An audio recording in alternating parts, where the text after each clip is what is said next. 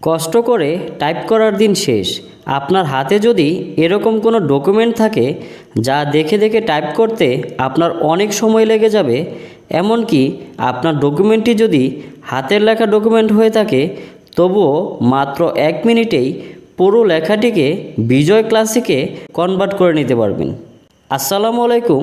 আজকের ভিডিওতে আমি দেখাবো কিভাবে যে কোনো একটি ডকুমেন্টের লেখাগুলোকে একদম অল্প সময়ে বিজয় ক্লাসিকে কনভার্ট করতে পারবেন।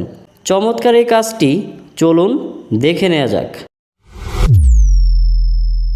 প্রথমেই ডকুমেন্টটিকে স্ক্যান করে অথবা আপনার ফোন দিয়ে ছবি তুলে আপনার কম্পিউটারে নিয়ে নেবেন।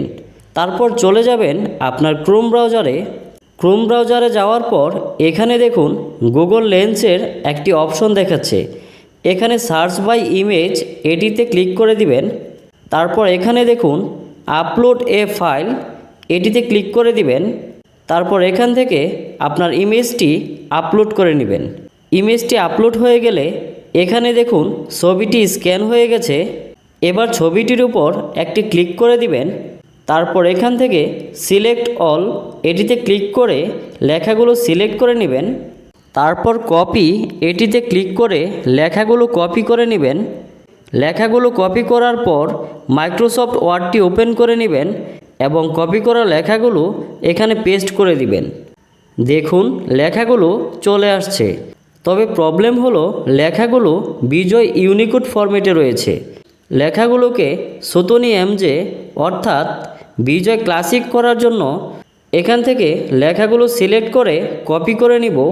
তারপর আবারও ক্রোম ব্রাউজারে চলে যাব। ক্রোম ব্রাউজারে গিয়ে সার্চ করব বিজয় ইউনিকোড টু ক্লাসিক এটি লিখে। তারপর এখানে দেখুন ইউনিকোড টু বিজয় কনভার্টার, এটিতে ক্লিক করে দিব। একটু সময় নেবে। তারপর এখানে লেখা দেখুন ইউনিকোড কিবোর্ডের লেখা এখানে পেস্ট করুন, অর্থাৎ আপনার কপি করা লেখাগুলো এখানে পেস্ট করে দিবেন। তারপর এখানে দেখুন ইউনিকোড থেকে বিজয়, এটিতে ক্লিক করে দিবেন। দেখুন লেখাগুলো বিজয় ক্লাসিকে কনভার্ট হয়ে গেল। এবার এখান থেকে পুরো লেখাগুলোকে সিলেক্ট করে কপি করে মাইক্রোসফট ওয়ার্ডে পেস্ট করে দিব। এখানে খেয়াল করুন লেখাগুলো কিছুটা ইংলিশ অথবা চাইনিজ টাইপের এলোমেলো অবস্থায় আছে। লেখাগুলোর ফন্ট ঠিক করার জন্য লেখাগুলোকে সিলেক্ট করে এখানে ফন্ট থেকে সতনী এমজে এটি সিলেক্ট করে দিব। এবার দেখুন লেখাগুলো পুরোপুরি বিজয় ক্লাসিক হয়ে গেছে। আপনি চাইলে এখান থেকে বিজয় ক্লাসিক দিয়ে এডিট করতে পারবেন। তবে এখানে একটি বিষয় খেয়াল রাখবেন, মাঝে মধ্যে কিছু কিছু যুক্তবর্ণ একটু এলোমেলো অবস্থায় থাকে। আপনারা অবশ্যই এটি খেয়াল করে নেবেন। এভাবেই যত বড় লেখাই হোক না কেন, এমনকি হাতের লেখা ডকুমেন্ট থেকেও খুব সহজে বিজয় ক্লাসিকে কনভার্ট করে নিতে পারবেন। আশা করি আজকের ভিডিওটি অনেক বেশি উপকারে আসবে। এমন হেল্পফুল ভিডিও পেতে চ্যানেলটিকে সাবস্ক্রাইব করে পাশেই থাকুন। ধন্যবাদ।